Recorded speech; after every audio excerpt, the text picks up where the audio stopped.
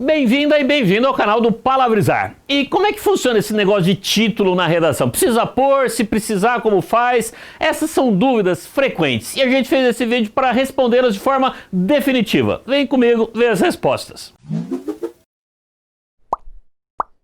Antes de mais nada, gostaria de novo de agradecer a participação das pessoas que comentaram em nossos vídeos. Esse assunto do título foi uma sugestão de um monte de gente que tem nos acompanhado. Saber o que vocês querem nos ajuda muito a decidir qual será o próximo assunto que abordaremos. Então, continua comentando aqui que eu leio, eu mesmo, e respondo todos os comentários. E vou anotando essas sugestões e, se possível, atendendo seus pedidos, tá bom? E se você é novo no canal, fique à vontade, participa também, seja muito bem-vindo. Muito bem-vinda. E vamos lá, a primeira pergunta sobre o título sempre é se ele é obrigatório. E a resposta é depende. Bom, vamos lá. Primeiro, a gente precisa entender se você está fazendo uma dissertação. Se for uma dissertação, em que lugar? No Enem, que é a dissertação do Enem, e nas provas realizadas pela VUNESP, o título é opcional. Guarda. Isso quer dizer que você coloca se quiser. Para algumas pessoas o vídeo termina aqui, porque vai pensar assim, só vou prestar Enem, se lá é opcional, não vou colocar, problema resolvido. E eu vou dizer, tudo bem, é isso mesmo, tá? Para você que só presta Enem e VUNESP, assunto praticamente resolvido. Praticamente, porque você pode querer colocar, mesmo sendo opcional. E aí, se resolver pôr, aí tem que colocar direitinho, tá bom? Mas tem outros vestibulares que exigem o título. Por exemplo, dá uma olhada aqui na prova da FUVEST de 2020. Tá aqui, tá pequenininho, então dá um zoom aqui nessa parte final. Tá vendo escrito aqui, dê um título à sua redação. Isso é uma das instruções da prova. E aí você olha a folha de redação e vê isso aqui, olha ali em cima. Essa é a folha de redação e tem um espaço destacado, embaixo aparece escrito título. Gente, a FUVEST escreveu nas instruções para dar título. Na folha deles deixaram espaço para isso. Alguma dúvida? Em um caso desse, o título é obrigatório mesmo. E deixar sem faz com que você perca pontos preciosos. Então guarda, na FUVEST, título é obrigatório. Marcelo, eu vou prestar faculdades Nossa Senhora do Desespero, lá na Sibéria, né? Lá o título é obrigatório? Bom, acho que você imagina, não tenho como saber como é a questão do título em todos os vestibulares do país. Então o que eu digo é o seguinte, se estiver pedindo para dar título lá nas instruções, é óbvio que é para dar, tá bom? Se não falar nada e você não conhecer aquela prova, não tiver contato com ninguém que fez parte daquela banca, um professor, alguém lá, né, que te deu aula sobre isso, e você ficar na dúvida se precisa ou não, minha sugestão é que você dê sim um título. O que acontece é que o gênero dissertativo, tradicionalmente, ele exige título. Então o vestibular, mesmo não falando nada sobre o título, ele pode tirar pontos se não tiver um. E se você colocar, eles nunca tiram pontos por isso, tá bom? Então tá sempre certo pôr. Mas aí eu volto a destacar, o ideal é você conhecer a prova antes, porque se você tiver certeza de como é a grade, você pode lidar com isso de uma maneira melhor. No entanto, na dúvida, fica aí anotado, é melhor colocar do que deixar sem, se estiver na dúvida. E aí vem a segunda pergunta natural a partir dessa primeira, que é como colocar o título em uma dissertação.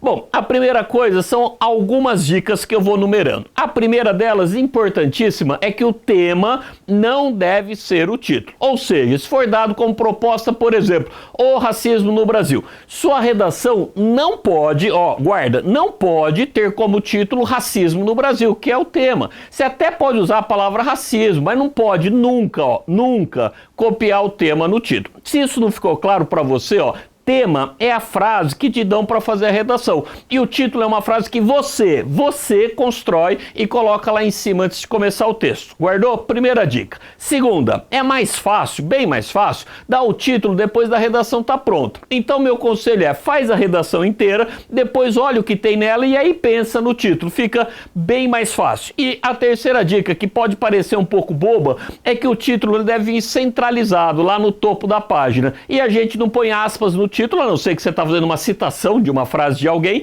e guarda essa aqui que é bem importante, título não tem ponto final. Foi? E o quarto, esse é bem importante, cuidado com erros de português no título. Gente, ele já faz parte da redação e um erro no título vai criar uma péssima primeira impressão. Então, revisa com carinho o título para não ter nenhum erro. E para pensar no título, o melhor é você procurar uma frase curta e olha isso, que resuma sua tese. Por exemplo, leia comigo essa introdução aqui de uma redação de uma ex-aluna, a Daniele Chiuzuli. A gente, inclusive, colocou essa redação mais completa, inteirinha, na aula de conclusão. Então aqui eu vou ler só a introdução mesmo. Se você quiser ver essa aula de conclusão, tá aqui no card, como sempre. Leia aqui comigo. A internet hoje constitui um dos principais meios capazes de promover uma invasão de privacidade, uma virtualização das relações sociais, enfim, um processo pragmático de afastamento físico-social. No entanto, há nessas afirmações um processo de personificação da internet, o que é ilógico, visto que essa não é capaz de se reproduzir e de se recriar sozinha. Ela é instrumento criado e manejado pelo homem, portanto, é o reflexo dele e de seu período histórico. Ao ler essa introdução, você viu qual a tese dela? Ela diz aqui que muita gente personifica a internet, trata a internet como uma pessoa, dizendo que ela é boa ou má, mas que isso é ilógico, já que a internet é um instrumento criado e manejado pelo homem. Olha aqui no finalzinho. E, portanto, a internet é reflexo do homem e de seu período histórico. Olha essa palavra aqui que a gente vai destacar, reflexo. Ela sintetiza bem a tese e o título já poderia ser isso, a internet como reflexo da sociedade. Já ia ser um título bem bom, porque ele ia ter a tese em si. Nesse caso, ela deu uma melhoradinha e colocou essa mesma ideia com essa frase aqui, a face espelhada da internet. Entendeu? Reflexo, espelhado, sacou? E a partir disso, da tese, ela fez um título e ficou bem legal, que nada mais era do que a síntese da tese. Então guarda, a maneira mais segura de todas que a gente vai falar nesse vídeo para dar um título é resumir sua tese. Por exemplo, o tema da FUVEST agora de 2020 era o papel da ciência no mundo contemporâneo. Dá uma olhada aqui nessa redação nota máxima na FUVEST desse ano. Como assim? Você tem outra redação nota máxima da FUVEST? Quero ler inteira, quero saber o que fez. Calma aí. O vídeo hoje é sobre título, mas se esse vídeo aqui tiver 100 comentários, eu adoro fazer essa chantagem com os alunos. Eu não gosto não, mas funciona, tá bom? Eu faço um vídeo analisando essa redação. Desce o dedo aí nos comentários, pede para os amigos também comentarem. Chegou em 100, a gente analisa uma redação nota 50, nota máxima na FUVEST. Eu quero aqui olhar o título. O título era simplesinho, o dilema da ciência. E agora, dá uma lida aqui na conclusão. Vou ler com vocês o último parágrafo. Portanto, no mundo contemporâneo, a ciência tem papel fundamental, já que ela possibilita a manutenção de nossos padrões de vida. Mas, ao mesmo tempo, o homem ainda não aprendeu a extrair dela apenas os benefícios, e pelo caminho que segue a humanidade, dificilmente um dia ele saberá como fazê-lo. Dá uma olhadinha, em especial, nesse mas aqui na conclusão. Ele liga duas ideias opostas. É o dilema da ciência, que era o título. Entendeu? Tranquilo fazer isso? Pega a tese e resume em uma frase curta e você vai ter um título muito legal.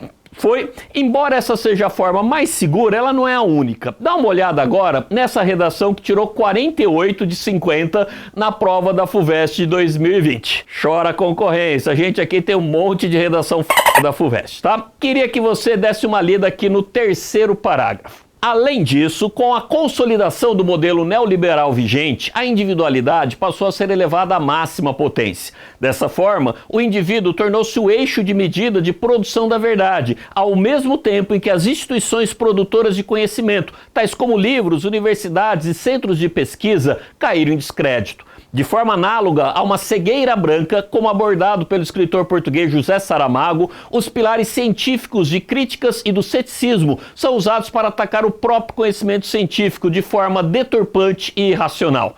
Daí se originam os conceitos de pós-verdade e auto-verdade, em que a objetividade dos fatos é preterida pelas impressões e crenças pessoais. Entende-se também a crescente valorização de teorias conspiracionistas que embasam a chamada pseudociência, a qual configura-se um desserviço à humanidade. No Brasil, vê-se essa influência personificada na figura de Olavo de Carvalho, por exemplo, que sintetiza a crise da ciência a ocupar grande influência junto ao governo federal. Gente, caberia uma análise aqui, essa aqui, ó, falando até de Olavo de Carvalho, dava pra gente fazer uma análise bem crítica, mas como eu disse, fica para um próximo vídeo aí, se tiver aquele sem comentários. Só o que eu quero que você veja é o título. O título aqui dessa redação era A Cegueira da Ciência.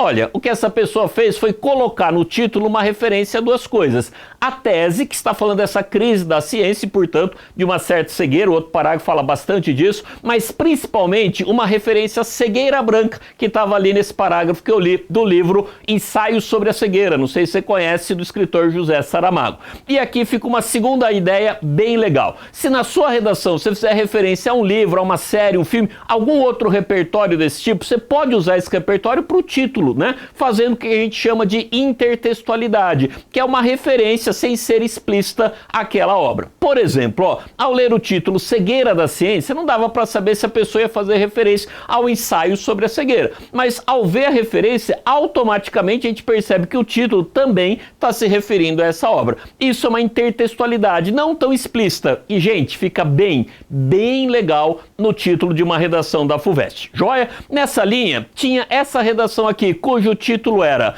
Ciência Diferente da Praticada por Topsius. Você já imagina qual a referência que vai aparecer no texto? Comenta aí embaixo e vamos ver quem acerta, quem sabe quem é esse Topsius aí. Era para você saber, você que presta FUVEST aí, tá bom? E essas referências não precisam ser só de literatura, elas podem ser de qualquer área do conhecimento. Por exemplo, essa redação aqui da FUVEST 2019, se você não lembra, o tema da FUVEST 2019 era de que maneira o passado contribui para a compreensão do presente. Tinha como título, ó, Presente e Passado, uma mistura homogênea. Gostou? A referência aqui era química, não era literatura. E para fechar essa linha, tem essa aqui de 2019. O título, gente, era Delacroix, Ditadura e Santayana, Valores para a Posteridade. No segundo parágrafo, na linha 9, escrita à mão, ela faz referência à obra A Liberdade que Anda o Povo, do Delacroix. Já no terceiro parágrafo, na linha 15, aparece ditadura militar. E no quarto parágrafo, que aí é o terceiro argumento, aparece a referência ao filósofo Jorge Santayana, aqui na linha 19. Você percebeu? Em cada argumento havia uma referência e o título era uma espécie de lista dessas referências, ou uma enumeração das referências e ela pôs lá no título. E claro, dá para usar outros recursos de linguagem, como por exemplo uma ambiguidade. Esse título que eu vou ler não foi tirado de vestibular, mas de uma matéria do jornal. O título era assim, ó, Quadro negro atrapalha a festa do Dia dos Professores.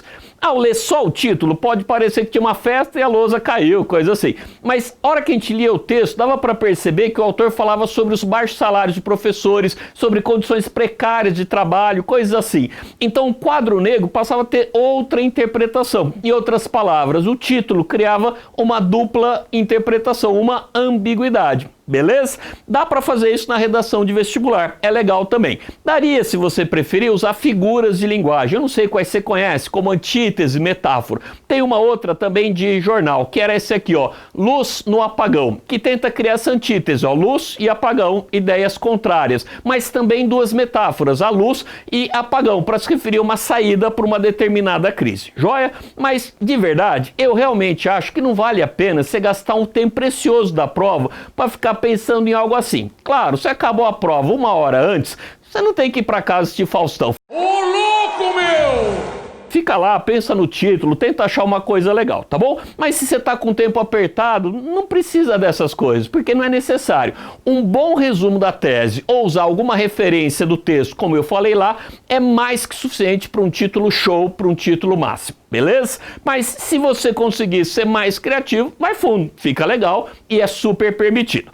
E a última parte do vídeo é quando o seu texto não é uma dissertação. Eu falei disso no começo, era uma dissertação do Enem, da VUNESP, da FUVEST, mas tem alguns vestibulares, como a Unicamp, que não cobram dissertação, eles cobram gêneros textuais diversos. Por exemplo, na Unicamp já foi cobrado verbete, roteiro de podcast, comentário, discurso, vários outros gêneros. E uma prova dessa, a necessidade de colocar título ou não vai depender muito do gênero. E para quem acha que dá para fazer uma lista de gêneros textuais todos, dá uma olhada aqui nessa imagem. Não sei se você conhece, isso aqui é a capa de um dicionário de gêneros textuais. Isso quer dizer que gêneros textuais são muitos, dá para fazer um dicionário com eles. Se estima mais de 2.000 gêneros, tá? Muitos mesmo. Então, é difícil fazer aqui num vídeo uma lista dizendo, ó, Esse gênero tem título, esse não, esse tem, esse não.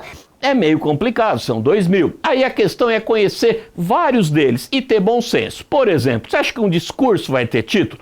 É só você pensar em um discurso que você viu e ver como era. A pessoa que proferiu não põe título, ela começa falando de uma espécie de oi, do tipo, caros amigos, se for mais formal, autoridades aqui presentes nesse recinto, ou talvez numa carta aberta. No máximo, ela vai ter como título Carta Aberta aos Pesquisadores do Brasil. Mas, por outro lado, quando você lê uma crônica ou um editorial num jornal, a gente vai perceber que sempre tem um título lá. Então, se caiu uma crônica, um editorial, precisa ter título, porque esse gênero cobra o título. Então, vai lá. Se você vai prestar um vestibular desses, o ideal é conhecer o máximo de gêneros possível. E ao ir estudando cada um deles, ir anotando, tem título ou não tem. Ou, em alguns casos, se é opcional. Foi? A gente já pensou em fazer aqui vídeos sobre gêneros textuais diversos, mas eu não sei qual é a demanda. O que você acha, né? Fazer um vídeo sobre crônica, artigo de opinião, esses gêneros diversos. Seria legal? Dá uma comentada, precisa ter 100 comentários mesmo nesse vídeo aqui, tá? Pra gente fazer outro. Então, deixa aí seu comentário. Gênero, seria legal, não seria? O que você acha disso? E aí, esse vídeo te ajudou? Se sim, manda um like, se inscreve no canal e ajuda a gente a divulgar esse canal. Compartilha com seus amigos aí na lista do WhatsApp. E como eu disse no começo, esse vídeo foi feito a partir de sugestões de vários inscritos aqui no canal. Então, deixa também sua sugestão, porque aos poucos a gente vai atendendo todos os pedidos. Grande abraço, até o próximo.